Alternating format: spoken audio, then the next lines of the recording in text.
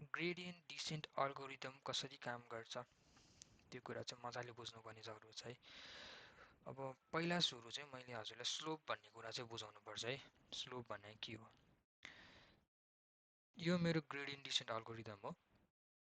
अब यहाँनिर मेरो यमको भ्यालु यम न्यू क्यालकुलेट गर्छु, यम ओल्ड हालेर, अनि अल्फा भन्ने एउटा छ, अनि मसँग चाहिँ यो अब म्याथमेटिकल कुरा हो, यो डेरिभेटिभ्स भन्छ होइन। अब डेरिभेटिभ्स कुरा चाहिँ कतिजना म्याथमा चाहिँ फेमिलियर हुनुहुन्न भने मैले यो सल्भ गरेँ भने चाहिँ यो तलको भ्यालु पाउँछु क्या, अनि मैले यो भ्यालु हालिदिने मात्र हो। अब यो म्याथमेटिकल कुराहरू छ, यसलाई चाहिँ मैले जस्ट भ्यालु हालेर क्यालकुलेट गर्ने हो। यति धेरै अब हजुरलाई चाहिँ अन्डरस्ट्यान्ड गर्न गाह्रो हुन्छ भने सर फर्मुला हेर्नु, त्यस्तो हाई लेभलमा हेर्दा भयो है, डिफमा गर्नु परेन। जस्ट मैले भन्ने कुरा चाहिँ बुझ्नु पऱ्यो। अब मैले यो पोइन्ट यहाँ छ, मैले अघि नै 0.7 ल्याएको थिएँ नि त।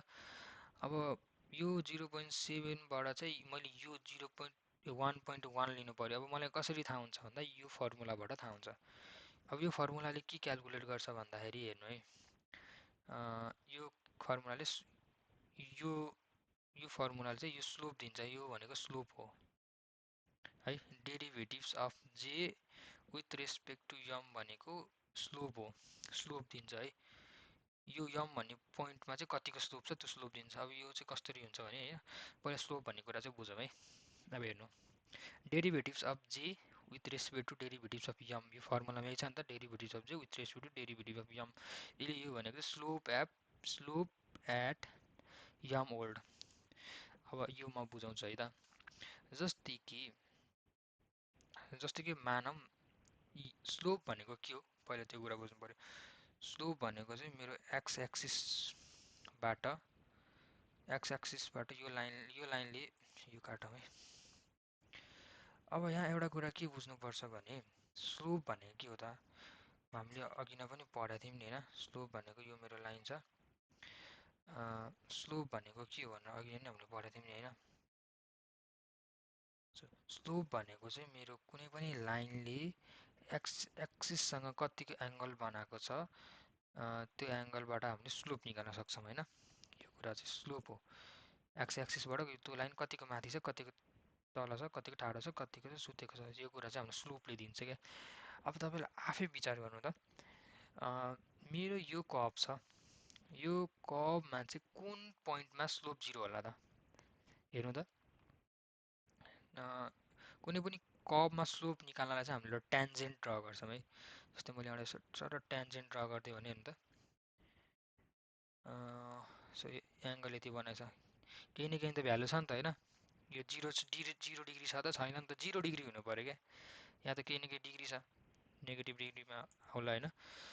अब केही न केही चाहिँ डिग्री हुनु पऱ्यो। अब जस्तै कि मैले यो पोइन्टमा ट्यान्जेन्ट ड्र गरेँ भने त हेर्नु त डिग्री, यो एक्स एक्सिससँग कतिको एङ्गल बनाएको छ, 0 डिग्रीमा बनाएको छ नि त हो। स्लोप चाहिँ अब मेरो 0 हुन्छ क्या।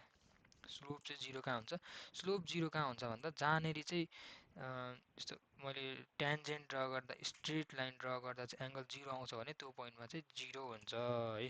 अब यो कुरा बुझ्नु पऱ्यो।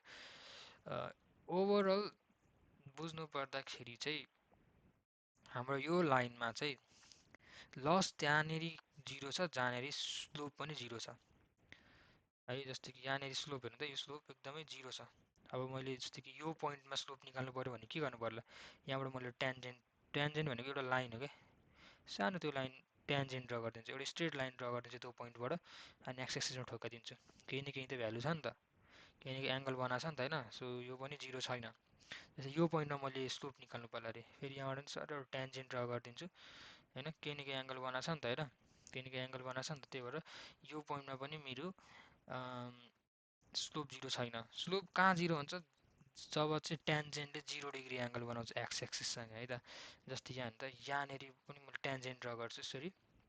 अब यहाँनिर एक्स एक्सिससँग हेर्नु त, एङ्गल कति छ, 0 छ, एङ्गलै छैन नि त। यो नि एक्स एक्सिस हो, यो नि एक्स एक्सिस हो, सिधा प्यारालल छ, एङ्गल 0 छ।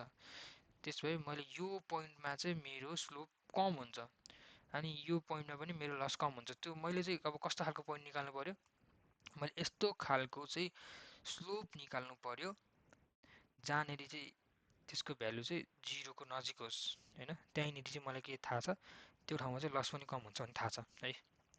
सो स्लोपको काम त्यही हो है। अब यहाँनिर नि मैले त्यही लेखेको छु, टु रिड्युस द लस, हामीले लस घटाउनको लागि चाहिँ हामीले लस चाहिँ जिरोतिर बनाउनको लागि चाहिँ हामीले स्लोप चाहिँ जिरो चाहिँ खोज्नु पऱ्यो। स्लोप चाहिँ कस्तो खालको खोज्नु पऱ्यो, जिरोतिर एप्रोच गएको खोज्नु पऱ्यो। यसमा केही स्लोप होला, यसमा केही स्लोप होला। अब मैले स्लोप खोज्दै जान्छु अनि जहाँनिर मेरो स्लोप जिरो हुन्छ होइन, त्यहाँनिर मेरो लस जिरो हुन्छ, त्यो मलाई थाहा छ होइन। अनि त्यही भ्यालु चाहिँ, त्यही एमको भ्यालु चाहिँ मैले चुज गर्छु, यही एमको भ्यालु चाहिँ मैले चुज गर्छु है। सो यो चाहिँ मेरो स्लोपको कुरा हो। सो स्लोप एकदमै युज हुन्छ है। सो अब ग्रेड इन्डिसन अल्गोरिदमले त्यही नै गर्छ है। सो ग्रेड इन्डिसन अल्गोरिदमले के गर्छ, मैले यो फर्मुलालाई यहाँ तल झिक्थेँ है। अब यो फर्मुलाले तपाईँले यो खोल्नुभयो भने चाहिँ यस्तो हुन्छ, डेरिभेटिभ्स गर्नुभयो भने है। सो यो फर्मुलालाई हाम्रो डिराइभ गरेर यो निकाल्छौँ, त्यसरी बुझ्नु। अब यो चाहिँ मेरो फर्मुला हो। अब मैले के गर्छु भने अब यो चाहिँ बुझ्नुपर्ने हुन्छ एकदमै। ल अब चाहिँ मैले एउटा हजुरलाई क्यालकुलेट गरेर देखाइदिन्छु है त, कसरी चाहिँ घट्छ। जस्तै एम न्यू छ होइन, अघि मैले 0.7 चाहिँ मैले निकालेको थिएँ होइन, मैले चुज गरेको थिएँ नि त। अब मैले नयाँ एमको भ्यालु निकाल्नु पऱ्यो। अब मैले के गर्छु, मेरो ओल्ड एम भनेको 0.7 छ, अल्फालाई मैले अहिले 0.0 भने स्मल भ्यालु राख्थेँ, यो चाहिँ जम्प हो क्या। अब यो बुझाउँछु म है, यो के हो। अनि लस भनेको, अब मेरो स्लोप चाहिँ लेट्स यो पोइन्टमा स्लोप चाहिँ यसको भ्यालु चाहिँ कति आयो अरे भन्दा, लेट्स चाहिँ यसको भ्यालु चाहिँ अब चाहिँ ल अब चाहिँ म हजुरहरूलाई चाहिँ यो ग्रेडियन्ट डिसेन्ट अल्गोरिदमले चाहिँ मेरो करेक्ट वाइ होइन, एप्रोप्रिएट। सो काटमै। सो अब चाहिँ म ग्रेडियन्ट डिसेन्ट अल्गोरिदमले चाहिँ मेरो एप्रोप्रिएट हाम्रो यम भ्यालुलाई चाहिँ कसरी क्यालकुलेट गर्न हेल्प गर्छ त्यो देखाउँछु है त। सो हाम्रो एप्रोप्रिएट चाहिँ के हुन्छ हाम्रो कन्डिसनमा, 1.1 हुन्छ नि त। अब यो मलाई थाहा छैन है, अहिले मैले ग्राफ बनाएर मात्रै थाहा भयो नि त। अब मैले उता भोलि पर्सि मेरो कोडिङमा त ग्राफ स्राफ हुँदैन है। अब यसलाई चाहिँ अटोमेटिक यो अल्गोरिदमको थ्रुबाट चाहिँ क्यालकुलेट गरिन्छ क्या है। अब यसमा चाहिँ के छ भने यो कसरी यो अटोमेटिक घट्दै घट्दै घट्दै यहाँनिर आएर स्टप हुन्छ है त, त्यो कुरा हेरौँ है। अब हेर्नु है त, मसँग याम ओल्ड छ, याम ओल्ड भनेको मेरो के हो, 0.7 हो है। अब 0.7 माइनस अल्फा भनेको, यसलाई लर्निङ रेट पनि भन्छ है, लर्निङ रेट पनि भन्छ। यसलाई चाहिँ अहिले मैले 0.01 दिन्छु, यो पनि म भन्छु के हो भनेर है। अब मैले यो derivative of J with respect to m गऱ्यो भने स्लोप दिन्छ क्या। सो स्लोप भनेको चाहिँ यो लाइनले हाम्रो यो एक्स एक्सिससँग कस्तो एङ्गल बनाएको छ है, कस्तो एङ्गल बनाएको छ त्यसको भ्यालुले हामीले स्लोप भन्छौँ है। ओके, अब यहाँनिर केही न केही भ्यालु आउँछ नि त, त्यसलाई चाहिँ स्लोप भन्छ। स्लोप चाहिँ मेरो के हुनुपर्छ, जिरो हुनुपर्छ। स्लोप जिरो भएपछि मात्र मेरो मैले के थाहा हुन्छ भन्दाखेरि, म चाहिँ अब यो पहाड हो क्या, यसलाई पहाड जस्तो लिनु भने पहाडको चाहिँ म फेदमा आइसकेको छु भने थाहा हुन्छ है। यो स्लोप पहाड जस्तो छ नि त डाँडा होइन, यो डाँडाको चाहिँ म सबसे फेदमा आइसकेको छु भने थाहा हुन्छ स्लोप जिरो भयो भने। अब यहाँ केही न केही स्लोपको भ्यालु छ भने चाहिँ म अझै आएर आइन्छ भने थाहा हुन्छ। अब लेट्स से स्लोप चाहिँ मेरो -10 आयो अरे। अब यो सबै कुरा क्यालकुलेट गर्दाखेरि चाहिँ मैले भ्यालु कति आउँछ, 0.8 आउँछ भनेपछि अब मेरो नयाँ याम के भयो, 0.8 आयो भनेपछि अब यो यहाँ थियो। अब मेरो नयाँ याम भनेको यहाँ आउँछ क्या, यहाँ मेरो नयाँ याम चाहिँ यो प्रेडिट भयो।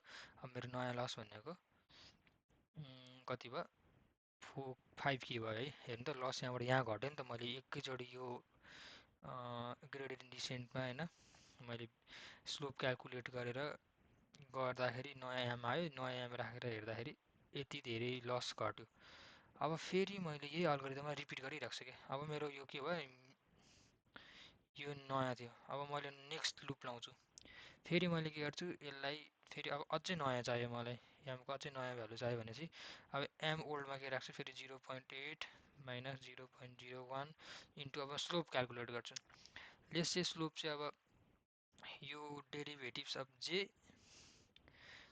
With respect to derivatives of m भनेको 0. यो भनेपछि यो यो क्यालकुलेट गर्दा derivatives of J with respect to derivatives